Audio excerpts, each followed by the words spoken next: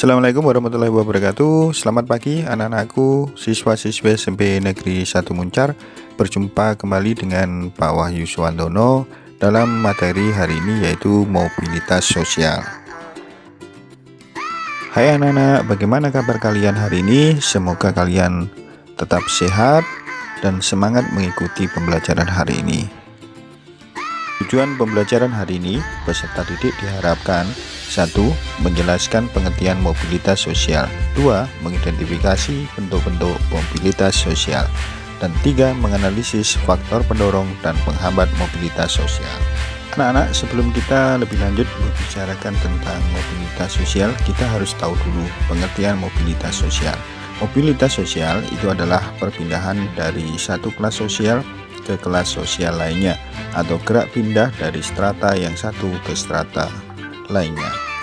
Bentuk-bentuk mobilitas sosial yaitu mobilitas sosial dibagi menjadi dua. Yang pertama adalah mobilitas vertikal. Yang dimaksud adalah perpindahan seseorang atau kelompok dari suatu kedudukan sosial ke kedudukan sosial lain yang tidak sederajat, baik pindah ke tingkat yang lebih tinggi atau social climbing, maupun turun ke tingkat lebih rendah atau social sinking. Mobilitas vertikal dibagi menjadi dua. Yang pertama adalah mobilitas vertikal ke atas, adalah mobilitas yang terjadi karena adanya peningkatan status atau kedudukan seseorang atau naiknya orang-orang berstatus sosial rendah ke status sosial tinggi.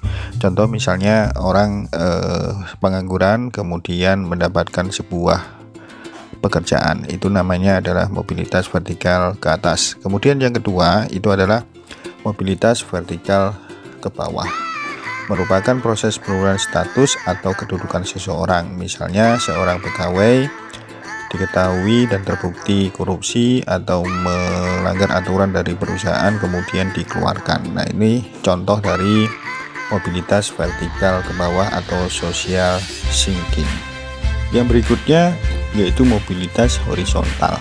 Mobilitas horizontal adalah perpindahan status sosial seseorang atau sekelompok orang dalam lapisan sosial yang sama. Contoh, seorang guru dari sekolah A kemudian pindah tempat kerja di sekolah B dengan tetap menjadi guru di sekolah B tersebut. Setelah kita membahas tentang pengertian mobilitas sosial dan bentuk-bentuk mobilitas sosial, sekarang kita akan membahas tentang faktor-faktor pendorong dan penghambat mobilitas sosial. Faktor pendorong mobilitas sosial. Yang pertama adalah faktor struktural. Kedua, individu. Yang ketiga, sosial. Yang keempat, ekonomi. Yang kelima, politik. Dan yang keenam adalah kemudahan dalam akses pendidikan.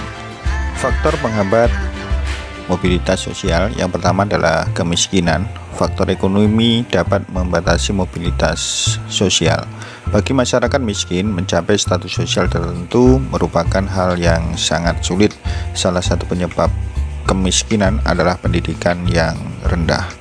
Masyarakat yang berpendidikan rendah berpengaruh terhadap kualitas sumber daya manusia, akibatnya tingkat kemudahan untuk mendapatkan pekerjaan terbatas. Yang kedua adalah diskriminasi.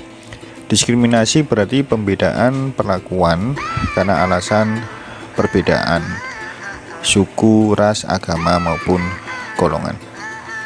Demikian materi mobilitas sosial hari ini, semoga bermanfaat. Kurang lebihnya saya minta maaf. Wassalamualaikum warahmatullahi wabarakatuh.